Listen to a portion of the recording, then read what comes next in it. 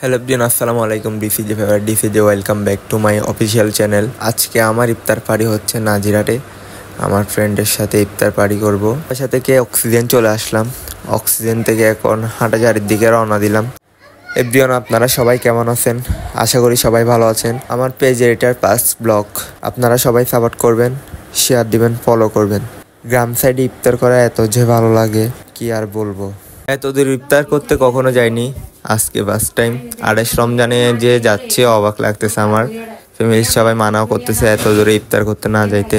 আমার বন্ধুকে আমি কথা দিছিলাম যে যাব, সেজন্য যাচ্ছি এখন।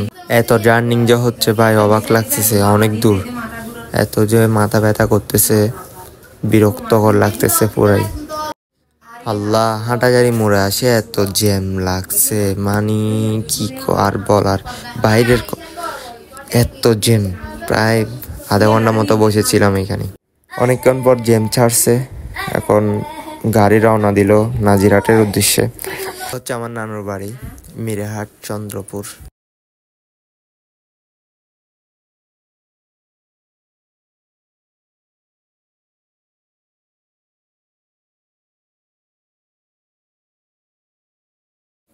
সবুজ শ্যামল গ্রামের ভিউ এত যে ভালো লাগতেছে।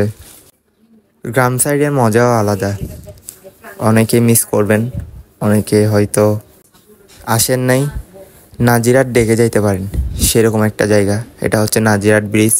অসাম, যে সুন্দর।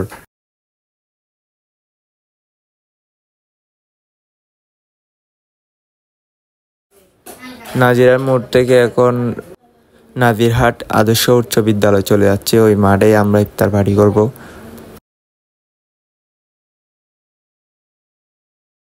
আমি আস্তে আস্তে ও কাটাকুটো শুরু করে দিচ্ছি অলরেডি। বিরিয়ানি আনছে, মুরগি বিরিয়ানি, আর তরমুজ আর জুস আনছে। ভাই ভিউটা এটা সুন্দর লাগতেছে, কি বার বলার। ওইখানে আরেক গ্রুপ করতেছে, ওরাও অনেক ফ্রেন্ড মিলে করতেছে। চা বাকল দেখে তো আমার আরও অনেক ভালো লাগছে, কারণ চা বাকল চাপতেছি অনেক বছর পর, প্রায় অনেক বছর। দুষ গরিবের মানুষের অভাব নাই, কিন্তু আম গরিবের মানুষের অভাব।